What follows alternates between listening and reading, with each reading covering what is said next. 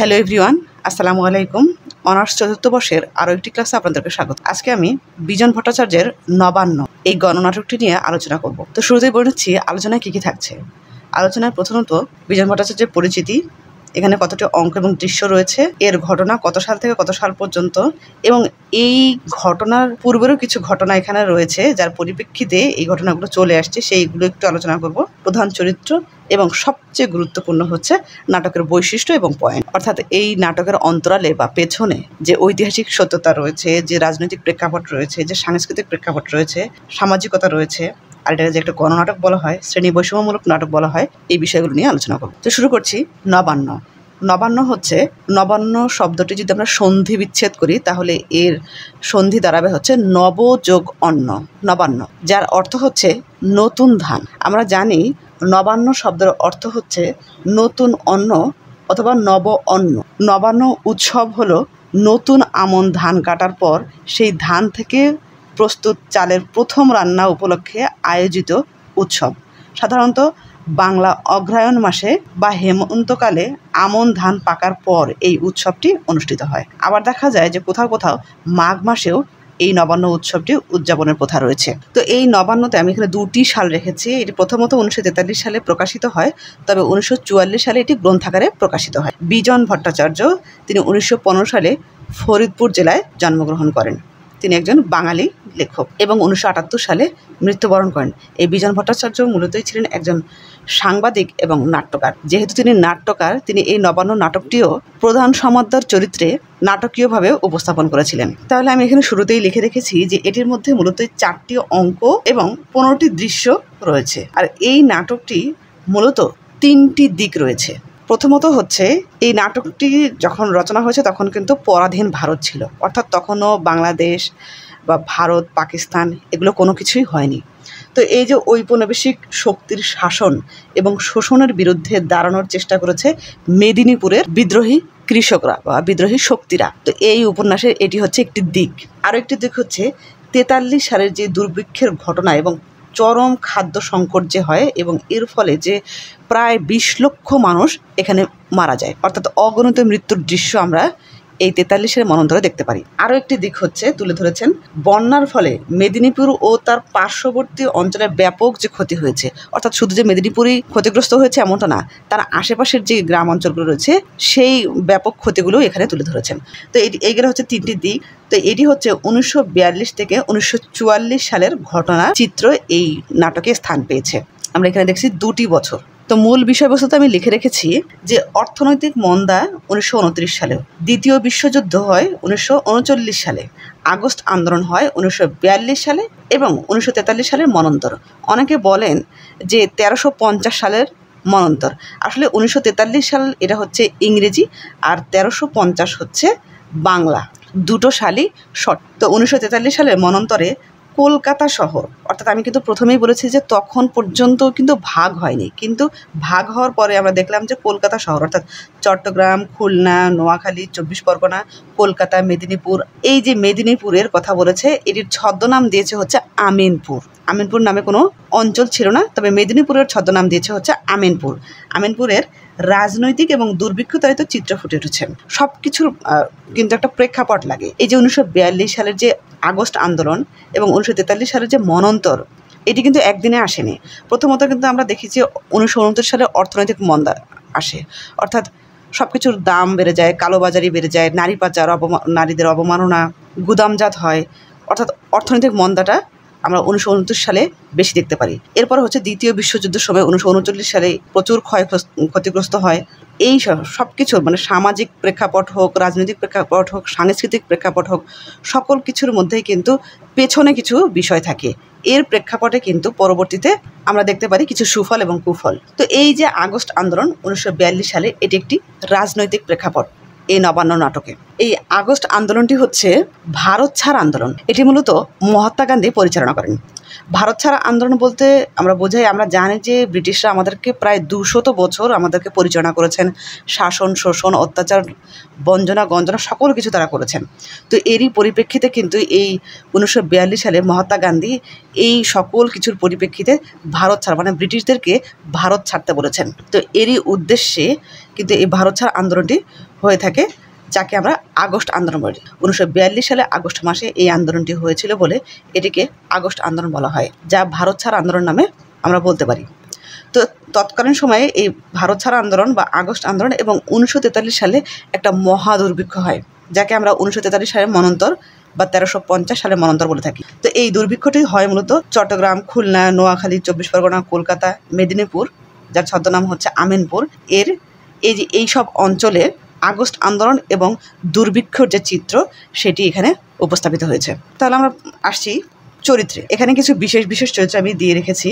প্রথমেই হচ্ছে প্রধান সমাদদার। তিনি মূলতই নেতৃস্থানীয় একজন লোক, সংগ্রামী নায়ক এবং গ্রাম্য বৃদ্ধ চাষী। নাটকের প্রথম দৃশ্যেই কিন্তু এই সমাদদারকে আমরা যথার্থ একজন নির্ভীক সংগ্রামী নায়ক হিসেবে দেখতে পারি। তার মুখে সবসময় আমরা একটা কথা শুনি যে তার একটা প্রাণ দেবার অটল সংকল্প রয়েছে। ও কুঞ্জ, কুঞ্জ আমি প্রাণ দেবো রে কুঞ্জ, কুঞ্জ আমি প্রাণ দেব। এছাড়াও তার ভাইপো এই কুঞ্জকে উদ্দেশ্য করে তিনি মাঝে মাঝেই বলতো, অনেক ক্ষোভে বলে উঠতো যে শত্রুদের মুখে ছাই দিয়ে আমি প্রাণ দেবো রে কুঞ্জ। আবার বলে যে আমার অন্তর জ্বলে গেছে রে কুঞ্জ, আমার অন্তর জ্বলে গেছে। অর্থাৎ 1942 সালে এই যে 1942 সালে যে ভারত ছাড় আন্দোলন হয়েছিল, এখানে কিন্তু শত শত কৃষক, যুবক সকলেই কিন্তু প্রত্যক্ষ পরোক্ষভাবে সংগ্রাম করেছেন ব্রিটিশদেরকে তাড়িত করার জন্য। এই ভারত ছাড় আন্দোলনেও কিন্তু এই প্রধান সমাদরের 2 পুত্র এই আন্দোলনে যোগদান করেছেন, আর এই 2 পুত্রই মারা যায়। যার দরুন এই প্রধান সমাদর প্রথম দিকে নির্ভীক সংগ্রামী নায়কের রূপে দেখতে পারলেও পরবর্তীতে আমরা দেখি যে এই যে তার ছেলে হারানোর শোক, তার এই যে 1943 সালের যে মনন্তর, তার একটা বুভুক্ষ অবস্থা, মানুষ থেকে ভিখারি হয়ে যাওয়া, অনাহারে অনটনে দিন কাটানো, এই সকল কিছুর মধ্যে দিয়ে কিন্তু এই নির্যাতিত কৃষক নায়ক হয়ে উঠতে পারেনি। তিনি রাগে, দুঃখে, ক্ষোভে কিন্তু তার ছেলেদেরকে হারিয়ে নিজের ধান সে নিজেই পুড়িয়ে দিয়েছিল। অধিকাংশ জমি গিয়েছিল তার। শেষে দেখা যায় যে তিনি গ্রাম থেকে তারা শহরে গিয়ে ভর্তি হয়েছে ভিক্ষুকের দলে। তো সেই ভিক্ষুকের দলে ভর্তি হওয়ার পর সেখানে শহরে যে উৎসব বাড়ি হতো, সেই উৎসব বাড়িতে তারা কিন্তু কোনো খাবার পেত না। 2টো ভাত না পেয়ে ধিক্কার দিয়ে এই প্রধান সম্মানদার বলেছিল, তোমরা কি বধির হয়ে গেছো বাবু? কিছুই কানে শোনো না? অন্তর কি তোমাদের সব পাষাণ হয়ে গেছে বাবু? অর্থাৎ আমরা দেখি যে এই প্রধান সমাদদারের ভোগান্তিটা অনেক বেশি এই নবান্ন নাটকে। এভাবেই কিন্তু আমরা গোটা উপন্যাসে এই প্রধান সমাদদারের বুক ভাঙা কান্না এবং হাহাকার দেখতে পারি। তো এই গেল হচ্ছে প্রধান সমাদদার। এরপর হচ্ছে পঞ্চানন, প্রধান সমাদদারের স্ত্রী। তিনি মূলত একজন প্রতিবাদী বা বিপ্লবী নারী বলা হয়। তার একটিমাত্র উক্তির মধ্যে দিয়ে আমরা বলতে পারি যে তিনি হচ্ছে বিপ্লবী নারী। এই পঞ্চাননই তিনি বলেছিলেন যে বলি তোমাদের এই অক্ষমতার জন্য মেয়ে মানুষ কেন সহ্য করতে যাবে এই দুর্ভোগ। অর্থাৎ এই পঞ্চাননী স্ত্রীকে আমরা দেখি যে আগস্ট আন্দোলন এবং অন্যদিকে দুর্ভিক্ষের করালে পড়ে তার বাহ্যিক এবং মানসিক অবস্থার চিত্র এখানে ফুটে উঠেছে। তিনি আর 8-10 জন নারীর মতো ঘোমটা পরে থাকেননি, বরং তিনি এই দুরবস্থার জন্য পুরুষতান্ত্রিক সমাজকে কাঠগড়ায় দাঁড় করিয়েছেন। কেননা এই দুর্ভিক্ষের সময় লজ্জা নিবারণের জন্য নারীরা এতটুকু বস্ত্র পেত না, লুকিয়ে থাকতে হতো বনে জঙ্গলে। আর এর জন্য তিনি মনে করতেন যে পুরুষতান্ত্রিক সমাজই দায়ী। দুবেলা দুমুঠো ভাত পেত না, অনাহারে জীবনযাপন করতে হতো দিনের পর দিন। আর এর জন্য তিনি দায়ী করতেন পুরুষতান্ত্রিক সমাজকে। এই যে এই সকল কিছুর মধ্য দিয়ে কিন্তু তিনি পুরুষতান্ত্রিক সমাজকে দায়ী করেছেন এবং তাদের অক্ষমতাকে প্রকাশ করেছেন। এই জন্যই কিন্তু তাকে প্রতিবাদী বা বিপ্লবী নারী আমরা বলতে পারি। এরপর হচ্ছে কুঞ্জ। আর এই কুঞ্জ হচ্ছে প্রধান সমাদরের ভাইয়ের ছেলে, অর্থাৎ ভাইপো, যাকে বলা হয় ভাতিজা। তো এই কুঞ্জ হচ্ছে মূলত নির্ভীক, প্রতিবাদী, রূঢ়ভাষী এবং প্রচুর দায়িত্ববান, এবং তিনি কিন্তু নারীকেও অনেক সম্মান করেন।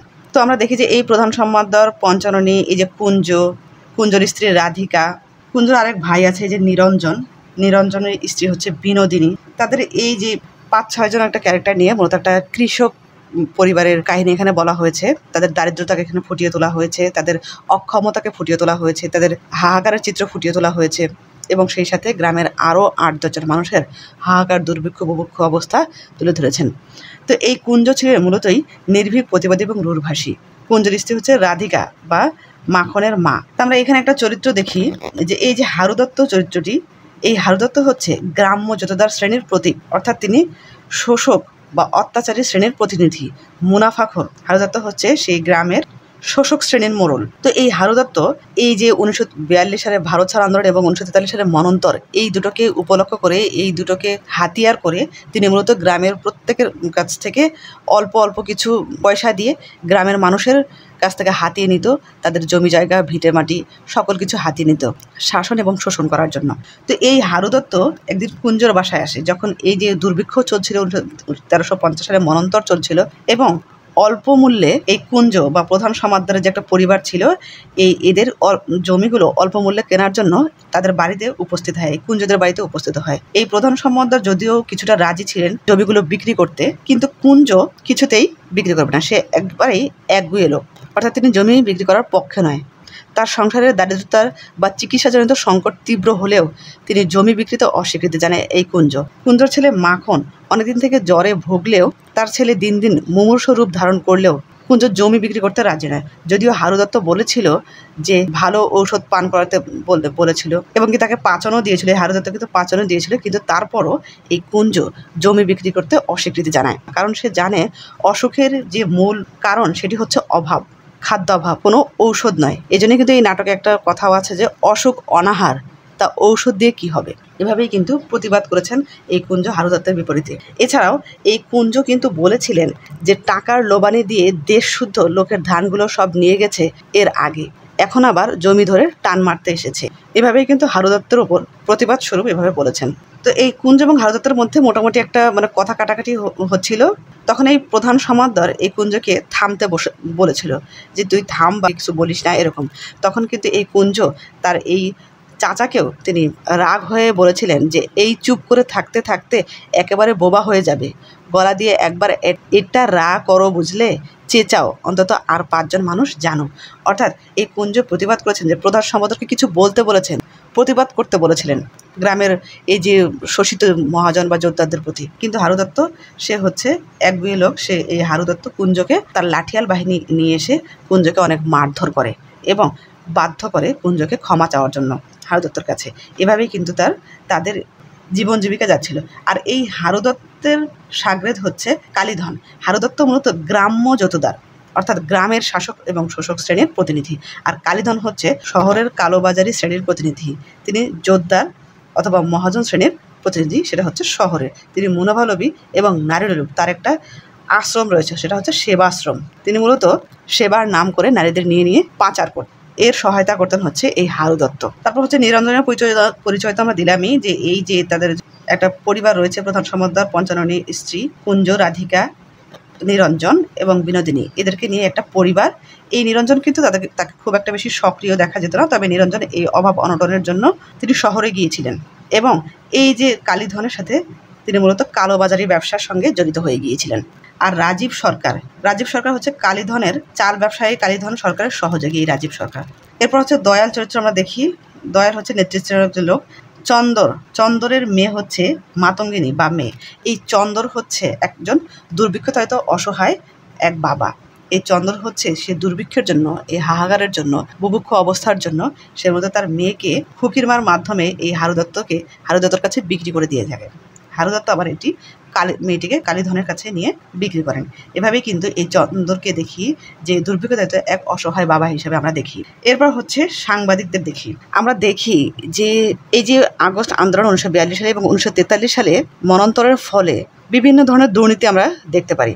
সেটা হচ্ছে খাদ্য গুদামজাত করা, অর্থাৎ খোলা বাজারে চাল, ডাল, তেল, নুন কিছুই পাওয়া যেত না। তারা হচ্ছে স্টক করে রাখতো চড়া মূল্যে বিক্রি করার জন্য।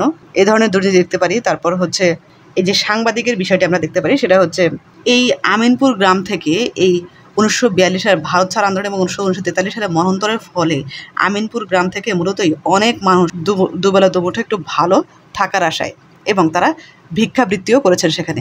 এই পরিবার সহ আরও অন্যান্য পরিবার তারা কিন্তু এই যে একটা পার্কে অবস্থান করে, আর সেটি আর পার্ক থাকে না, সেটি মূলতই দুর্ভিক্ষ বা হাহাকার তাদের একটা স্থান হয়ে যায়।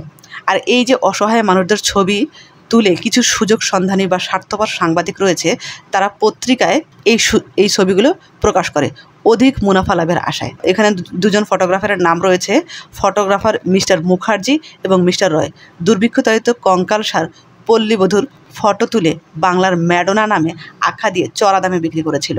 আসলে এই সাংবাদিক নাগরিকদের উদ্দেশ্য ছিল দুর্ভিক্ষ পীড়িত মানুষের পাশে দাঁড়ানো নয়, বরং নিজেদের স্বার্থসিদ্ধি উদ্ধার করাই ছিল এদের মূল উদ্দেশ্য। এরপর হচ্ছে চিকিৎসা কেন্দ্র। আমরা দেখতে পারি এই নাটকে চিকিৎসা কেন্দ্রের দুর্গতির চিত্র তুলে ধরেছেন অত্যন্ত দুর্বিষহভাবে, এবং এখানেও কিন্তু নাগরিক জীবনের দুর্নীতিকেও তুলে ধরেছেন। হাসপাতালে প্রতিদিন কিন্তু অগণিত রোগীর সমাগম ঘটত।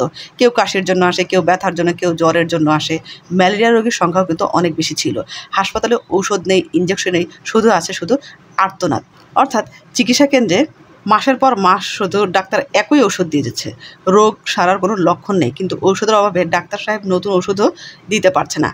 ডাক্তার রোগীদের ব্যথায় সমবেত, কিন্তু তাদের কিছু করার সুযোগ তাদের পক্ষে ছিল না। নামমাত্র হাসপাতালে বসিয়ে তাদেরকে রাখা হয়েছে। অর্থাৎ এখানে মূলত এই দুর্ভিক্ষপীড়িত অসহায় অসুস্থ মানুষের জন্য যে ধরনের চিকিৎসা বা ঔষধের ব্যবস্থা করা হয়েছিল তা তাদের প্রয়োজনীয় তুলনায় কিন্তু অপ্রতুল ছিল বলে মনে করা হয়। তো এই নিরঞ্জন যদিও তিনি শহরেই থাকতেন, কিন্তু যখন প্রধান সমাদদার পঞ্চাননী, কুঞ্জ, রাধিকা তারা তাদের অনাহারে দিন আর কাটছিল না, যখন তারা শহরে গিয়ে একটা পার্কে অবস্থান করে, তখন এই বিনোদিনী কোনো ক্রমে এই প্রধান সমাদদার কুঞ্জ বা পঞ্চাননীকে কোনো একটা জায়গায় গিয়ে হারিয়ে ফেলে। তখন এই বিনোদিনী এক টাউট লোকের পাল্লায় পড়ে যায়। পাল্লায় পড়ে গিয়ে তিনি মূলত খুঁজতে থাকে প্রধান সমাদদার কুঞ্জ, পঞ্চাননী, রাধিকাকে, কিন্তু না পেয়ে এই টাউট লোক তাকে নিয়ে যায় এই যে কালীধনের সেবাশ্রমে নিয়ে যায়, অর্থাৎ নারী পাচার করার জন্য তাকে নিয়ে যায়। কিন্তু ভাগ্যক্রমে নিরঞ্জন সেখানেই সেই কালোবাজারি ব্যবসার মধ্যেই জড়িত ছিলেন। নিরঞ্জনের সাথে বিনোদিনীর দেখা হয়ে যায়। তখনই কিন্তু বিনোদিনীর কাছে নিরঞ্জন তার আমিনপুর গ্রামের যে দুর্ভিক্ষতাড়িত জীবন বা চিত্র সেগুলো শুনতে পারে, এবং নিরঞ্জন পরবর্তীতে তার স্ত্রীকে বাঁচানোর জন্য অনেক চেষ্টা করে। তখন কালীধন এই নিরঞ্জনকে বের করে দেয় সেখান থেকে, সেই সেবাশ্রম থেকে বের করে দেয়। কিন্তু তখন এই নিরঞ্জন এবং আরও একটা লোক ছিল এইখানে, ভদ্রলোক। এই ভদ্রলোক মূলত একজন মধ্যবিত্ত শ্রেণীর লোক। তো এই ভদ্রলোক কালীধনের কাছে এসেছিল কিছু চাল ডালের জন্য, কিন্তু কালীধন তাকে কোনো ক্রমেই চাল ডাল দেয়নি, উচ্চ দামেও তাকে দেয়নি। তো এই ভদ্রলোক এবং নিরঞ্জন এই দুইজন মিলে এই কালীধন, হারু দত্ত এবং রাজীব সরকারের বিরুদ্ধে তারা পুলিশের কাছে নালিশ করে এবং তাদেরকে ধরে নিয়ে যায় এবং বিনোদিনীকে বাঁচায়। তো এই যে তাদের এই যে গ্রামের চালচিত্র, যে কিছু একটা পরিবার, এবং সেই সাথে কিন্তু আমরা দেখি যে প্রায় 20 লক্ষ মানুষ 1943 সালে মন্বন্তরে মারা যায়। তো এই যে তাদের পরিবারে আমিনপুর গ্রাম ছেড়ে শহরে আসে, তারা দুবেলা ভালো থাকার আশায় তারা মূলত শহরে অলিগলিতে তারা ভিক্ষা করেছে, দুর্ভিক্ষ মানুষের জীবনকে বিষিয়ে তুলেছে। দেখা যাচ্ছে যে ডাস্টবিন থেকে মানুষ এবং কুকুরের খাবার কারাকারি করে খাচ্ছিল। প্রতিদিনের মৃত্যুর মিছিল পরিবেশকে অনেক ভারী করে তুলেছিল। অর্থাৎ দেখা যায় যে আগস্ট আন্দোলন, দুর্ভিক্ষ, ঝড়, বন্যা, দ্বিতীয় বিশ্বযুদ্ধ, অর্থনৈতিক মন্দা, নারী পাচার, কালোবাজারি, জমির ক্রয় বিক্রয়, গুদামজাত, নারী অবমাননা, পাচার, এই সকল কিছু সমন্বয়ে কিন্তু এই নবান্ন নাটকটি চিত্রিত হয়েছে। তো এই শহরের অসহায় মানুষরা তাদের এই দুঃখের পরিসমাপ্তি টানার জন্য নিরঞ্জন সহ আরও অনেকে গ্রামে ফিরে আসে। বন্যা বিধৌত সেই ভিটেটিকে কোনোরকম বাসযোগ্য করে বসবাস আরম্ভ করে নির্জন এবং বিনোদিনী। কেবল বসবাস করার জন্য নয়, নির্জন দেখা যায় যে সেই গ্রামের একজন মাতব্বর হয়ে ওঠেন। তার নেতৃত্বে হিন্দু মুসলমান নির্বিশেষে সকল চাষি সংঘবদ্ধ হলো এবং তারা প্রতিজ্ঞা করলো স্বল্প বিশিষ্ট জমিগুলো তারা পৃথকভাবে চাষ না করে সমবেতভাবে গায়ে গতরে খেটে সম্মিলিতভাবে প্রচুর ফসল উৎপাদন করবে। আর সেভাবে তারা সিদ্ধান্ত নিলে এবং সেই ফসল উৎপাদনও করলো। অধিক ফসল ফলানোর ফলে কিন্তু তাদের মধ্যে একটা শস্য যখন ঘরে উঠাবে তখন একটু বিপদে দেখা যায়, কিন্তু আবার সিদ্ধান্ত গ্রহণ করে তারা ফসল ঘরে তোলে। তারা যেভাবেই হোক জমিদার, মহাজন এবং পাইকারিদের সামলাবে। মূলত আমিনপুর গ্রামের চাষিরা প্রধান সমাদদারের বাড়িতে সম্মিলিতভাবে সিদ্ধান্তের মাধ্যমে তাদের ভাগ্য পরিবর্তনের জন্য ঐক্যবদ্ধভাবে সিদ্ধান্ত নেয় এবং তাদের ভাগ্যের পরিবর্তনও ঘটে বটে। প্রচুর ফসল উৎপাদন করে, সময় মতো ঘরে তোলে। গত বছর দুর্ভিক্ষে অনাহারে তাদের স্বজনদের অনেককেই কেড়ে নিয়েছে, কিন্তু এবার আর তাদের খাদ্যাভাব নেই। তারা অতি দুঃখ ভুলে নবান্নের আয়োজন করেন। আমন ধান কাটার পরপরই তারা একটা উৎসব, সেই প্রথম ভাত রান্না করার যে উৎসব, সেই উৎসবটিকে অনেক প্রাণবন্ত করে তুলেছেন গরুদৌড়, মোরগের লড়াই, লাঠি খেলা, ছড়া, পাঁচারি গান ইত্যাদি দ্বারা। এরই মধ্যে এই কুঞ্জ, রাধিকা এবং প্রধান সমাদদার গ্রামে ফিরে আসে, আর এখানে এসেই তারা দেখেন যে নবান্ন উৎসব চলছে এবং আমরা দেখি যে নাটকের পরিসমাপ্তিতে নাট্যকার এই প্রধান সমাদরের মুখ দিয়েই নাটকটির মৌল প্রত্যয় ব্যক্ত করেছেন। তিনি এই প্রধান সমাদর গ্রামে ফিরে এসে, অর্থাৎ তার ভিক্ষুক জীবন, শহরের এই দুর্ভিক্ষতাড়িত জীবন, শহরের হাহাকারময় জীবন, শহরের প্রাণহীন জীবন, শহরের কটাক্ষ বিদ্রুপাত্মক জীবন, এই সকল কিছু পেরিয়ে যখন তিনি তার গ্রামে ফিরে আসলেন, তখন এসে দেখলেন যে এই নবান্ন উৎসব চলছে, নতুন ধানের উৎসব চলছে। তখন তিনি এটিকে দেখে বলেছিলেন, নবান্ন উৎসব ভালো ভালো ভালো, নবান্ন ভালো, সুদিন পড়েছে সব, দুঃখের দিন সব কেটে গেছে সব দুঃখের দিন, আর আসবে না সেই দুঃখের দিনগুলো। এভাবেই কিন্তু তার কথার মধ্য দিয়ে, তার উক্তির মধ্য দিয়ে নাটকের পরিসমাপ্তি ঘটে। এবং আমরা সবশেষে দেখি যে এই যে দয়াল চরিত্রটি একটি আশাবাদ ব্যক্ত করেছেন। কীরকম? দয়াল সহ এই গ্রামের অনেকেই কিন্তু তারা তাদের দুর্ভিক্ষে তাদের স্বজনদেরকে হারিয়েছেন, কিন্তু দয়ালের একটি শপথ, সেটা হচ্ছে গতবারের মতো এবার আর আকাল আচম্বিতে আমার চোখে উপর থেকে আমার পরিজন, আমার এই স্বজন, আমার এই বন্ধুবান্ধব ছিনিয়ে যেতে পারবে না। এদের নিতে হলে আগে আমাকে নিতে হবে, আমারে ঘায়েল করতে হবে, একটা ব্যবস্থার ওলটপালট করে দিতে হবে, জোর জোর প্রতিরোধ। অর্থাৎ এই গ্রামের দয়াল মনে হচ্ছে যে ঢাল স্বরূপ, যে গতবার যে পরিজনগুলো গিয়েছেন এবার আর কারো পরিজনকে নিতে পারবে না এই দুর্ভিক্ষ, এই হাহাকার, এই অনাহার। অর্থাৎ এই দয়াল চরিত্রটির এই কথার মধ্যে দিয়ে মূলত একটা আশাবাদ ব্যক্ত হয়েছে। সুতরাং সার্বিক আলোচনার মধ্যে দিয়ে বলা যায় যে নবান্ন যে গ্রামবাসীর জীবনে আনন্দের একটা প্রতীক, তা উৎসবের মধ্য দিয়ে ফুটে ওঠে। তাছাড়া গ্রামের মানুষের ভালো থাকা বা মন্দ থাকাও যে এর সাথে জড়িয়ে থাকে, তা এই নাটকে স্পষ্ট করে বুঝিয়েছেন। তো এই নবান্ন নাটকের উৎসবের মধ্য দিয়ে মূলত এই নাটকের পরিসমাপ্তি ঘটে। তা এখন আমরা দেখছি যে নাটকের বৈশিষ্ট্য বা পয়েন্ট। এখানে আমরা প্রথমেই লিখে রেখেছি যে ঐতিহাসিক নাটক। ঐতিহাসিক নাটক হচ্ছে, আমরা প্রথমেই কিন্তু তিনটি দিক নিয়ে আলোচনা করেছি। এটি হচ্ছে ঔপনিবেশিক শাসন বা শোষণের বিরুদ্ধে মেদিনীপুরের যে বিদ্রোহী শক্তি বা কৃষকদের যে শক্তি, এটিকে দেখেছেন। তারপর যে 43 এর দুর্ভিক্ষ ঘটনা বা চরম খাদ্য সংকট, তারপর হচ্ছে বন্যার ফলে মেদিনীপুর এবং তার পার্শ্ববর্তী অঞ্চলে যে ব্যাপক ক্ষতি। এই তিনটি প্রেক্ষাপটে কিন্তু ঐতিহাসিক প্রেক্ষাপট, এই জন্য এটিকে বলা হয় ঐতিহাসিক নাটক। এরপর হচ্ছে এটি রাজনৈতিক নাটক তো অবশ্যই, কারণ আমরা দেখেছি যে এই যে অর্থনৈতিক মন্দা, তারপর হচ্ছে দ্বিতীয় বিশ্বযুদ্ধ, এটা কিন্তু রাজনৈতিক করালে অবস্থিত। তারপর এই যে আগস্ট আন্দোলন, ভারত ছাড় আন্দোলন, এটা তো মূলতই রাজনৈতিক প্রেক্ষাপট। তো আমরা এই যে 42 সালে যে আন্দোলন দেখতে পারি, এটা কিন্তু রাজনৈতিক প্রেক্ষাপটে। তো এই দিক থেকে কিন্তু এটিকে রাজনৈতিক প্রেক্ষাপটমূলক নাটক বলা হয়। সাংস্কৃতিক নাটক তো অবশ্যই, কারণ আমরা এখানে একটা উৎসব দেখতে পারি, বাঙালির উৎসব দেখতে পারি, বাঙালির আনন্দ, সুখ, দুঃখ, বেদনার সকল কিছুর সমন্বয়ে কিন্তু আমরা এই উৎসবটাকে পালন করে থাকি। তো এই দিক থেকে কিন্তু এটা কিন্তু আমাদের একটা সংস্কৃতিকেই ফুটিয়ে তোলে, এই জন্য এটি একটি সাংস্কৃতিক নাটক।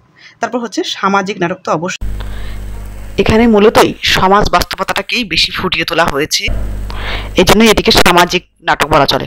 গণনাটক তো অবশ্যই, এখানে কিন্তু নায়ক কোনো প্রধান চরিত্র নয়, সকলের দুর্ভিক্ষ, সকলের যন্ত্রণাকে মিলিয়ে কিন্তু এই নাটকটি রচনা করা হয়েছে। প্রধান কোনো নায়ক নেই, এটি একটা গণনাটক বলা চলে। আর এরপর হচ্ছে শ্রেণী বৈষম্যমূলক নাটক তো অবশ্যই, কারণ আমরা দেখেছি যে এই যে হারু দত্ত, এই দুটি চরিত্র হারু দত্ত, কালীধন এবং এই যে রাজীব সরকার, আমার চরিত্রগুলো একটু সাজানো মিস্টেক হয়েছে, এটা সাজানোই ছিল, তবে টাইপিং ছিল হয়তো বা একটু মিস্টেক করে ফেলেছে। তো যাই হোক, তো এখানে কিন্তু এই যে আমরা হারু দত্ত এবং কালীধন এবং এই যে রাজীব সরকার, এই তিনটি চরিত্রকে দেখি, এরা কিন্তু মূলতই গ্রাম্য এবং শহরের শোষক বা অত্যাচার শ্রেণী। আর এছাড়াও রয়েছে এখানে মধ্যবিত্ত বা নিম্নবিত্ত শ্রেণীর কিছু মানুষ, এজন্যই এই নাটকটিকে শ্রেণী বৈষম্যমূলক নাটক বলা হয়। তাহলে আমরা দেখলাম এখানে মূলত নবান্ন, নবযোগ অন্ন, নতুন ধানের একটা উৎসব, বিজন ভট্টাচার্য, 4টি অঙ্ক, 15টি দৃশ্য, 3টি দিক নিয়ে এবং 1942 থেকে 1944 সালের এই 2 বছরের ঘটনাকে এখানে উপস্থাপন করেছে। মূল বিষয়বস্তু যদিও আগস্ট আন্দোলন এবং 1943 সালের মনন্তর, কিন্তু এর পরিপ্রেক্ষিতে এর পূর্বেও যে কিছু থেকে থাকে, অর্থনৈতিক মন্দা, দ্বিতীয় বিশ্বযুদ্ধে, এই সকল কিছুর প্রেক্ষাপটেও কিন্তু আমাদের এখানে জোয়ার আসছিল এই আন্দোলনের দিকে। তো কলকাতা শহরের এই যে এই কয়েকটি অঞ্চলে মিলে মূলত এই রাজনৈতিক এবং দুর্ভিক্ষতার যে চিত্র, সেটি ফুটে উঠেছে। এখানে প্রধান চরিত্র দেওয়া আছে এবং বিশেষ আকর্ষণ হচ্ছে নাটকের বৈশিষ্ট্য এবং পয়েন্ট। আপনারা এগুলোকে সফলতা, নামকরণ, এগুলোতে কিন্তু খুব সুন্দরভাবে দিয়ে আসতে পারবেন। তো আজকে এই পর্যন্তই। আল্লাহ হাফেজ, আসসালামু আলাইকুম।